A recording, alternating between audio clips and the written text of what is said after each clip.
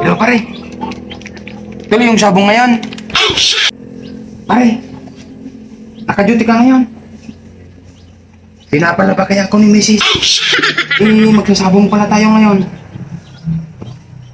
Pwede brown outin mo muna ng magang maaga. Ibalik mo naman lang mamayang alas 12. Para hindi ako makatakas ako dito sa bahay, ha? Punta na ako dyan, brown outin mo muna, eh. Ano? Pusok mo lang. Anong brown out, brown out? Ay, wala man. Maglalaba ka, Noy. Maglalaba ka. Maglalaba ka. A few moments Ito later. pa. Ito mo ha. Puro brown out pala, ha?